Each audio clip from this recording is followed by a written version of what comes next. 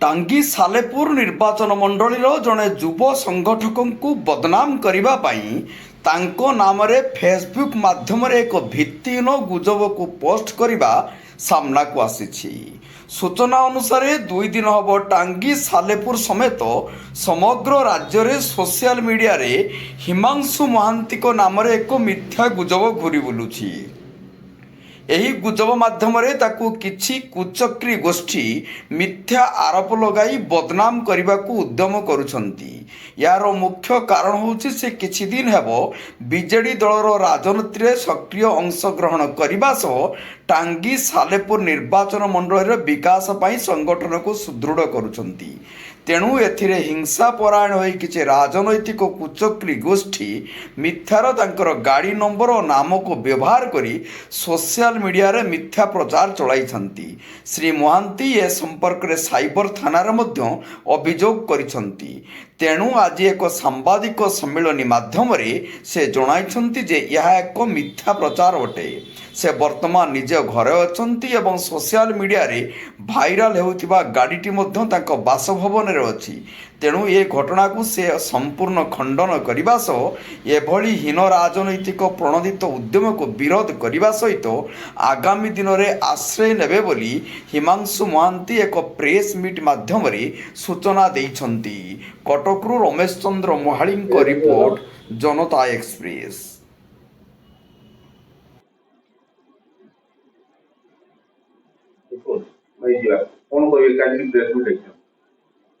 ମୁଁ ହିମାଂଶୁ ମହାନ୍ତି, ଯୁବ ସଂଗଠନ ଟାଙ୍ଗୀ ସାଲେପୁର।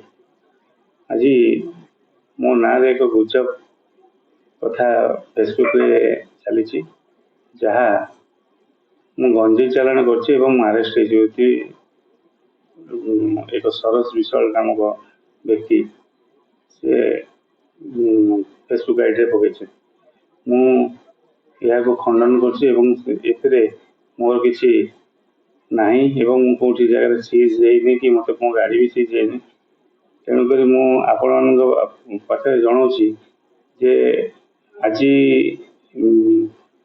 ଯେହେତୁ ରାଜନୀତି ଚାଲିଛି, ରାଜନୀତିର ଫଳାଫଳ ପାଇଁ ଗୋଟେ ଲୋକକୁ ବଦନାମ କରୁଛନ୍ତି।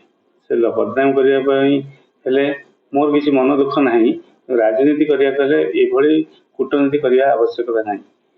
ଆମେ ଚାହୁଁଛୁ ପ୍ରଥମରୁ ଆଜି ପର୍ଯ୍ୟନ୍ତ ଯେତିକି ଆମେ କାମ କରୁଛୁ, ଲୋକଙ୍କ ପ୍ରିୟତା ଅଛି। ସେ ଲୋକପ୍ରିୟତା ପାଇଁ ଆଜି ଆମ ପାଖରେ ଲୋକମାନେ ଅଛନ୍ତି। ଲୋକମାନଙ୍କ ତାଙ୍କ ପାଖରୁ କଟି କଟି ଆସିଲା ବେଳଠାରୁ ସେ ଏପରି ଚକ୍ରାନ୍ତ କରୁଛନ୍ତି ବୋଲି ମୁଁ ଆଶା କରୁଛି।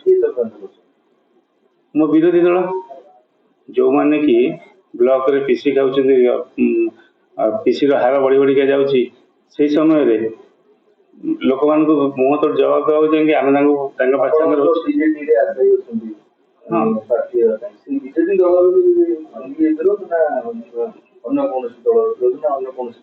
ନାଇଁ, ଦଳର ବିରୋଧ କେହି କରୁନାହାନ୍ତି। ଦଳ ସାଙ୍ଗରେ ଯେଉଁମାନେ କଣ୍ଟ୍ରାକ୍ଟ କରୁଛନ୍ତି, କେତେ ଜଣ ପେଟି କଣ୍ଟ୍ରାକ୍ଟର, ସେଇମାନେ ହିଁ କରୁଛନ୍ତି। ଭୟ, ଆମେ ଯଦି ଟିକେଟ ପାଇଯାଉଛୁ ଆମେ ଆଗକୁ ଯିବୁ, ତାଙ୍କୁ ହଇରାଣ କରିବୁ, ସେ ଆଶା କରିକି ସେ ଏ ବିଷୟରେ ମିଥ୍ୟା ତଥ୍ୟ ଦେଉଛନ୍ତି। ସାଇବର ଥାନା ମୁଁ ଏତଲା ଦେଇଛି ଏବଂ ଆପଣମାନଙ୍କୁ ବି ଜଣାଉଛି। ସାଇବର ଥାନାର ଏଫଆଇଆର କପି ମଧ୍ୟ ମୁଁ ଆପଣଙ୍କୁ ଦେଖାଉଛି। କ'ଣ ଚାହୁଁଛନ୍ତି? ମୁଁ ନ୍ୟାୟ ଚାହୁଁଛି। ଯେଉଁ ନ୍ୟାୟରେ ସାଇବର କହିଛନ୍ତି ମୋତେ 7 ଦିନ ଭିତରେ ଦୋଷୀକି ଦଣ୍ଡ ଦେବେ ବୋଲି।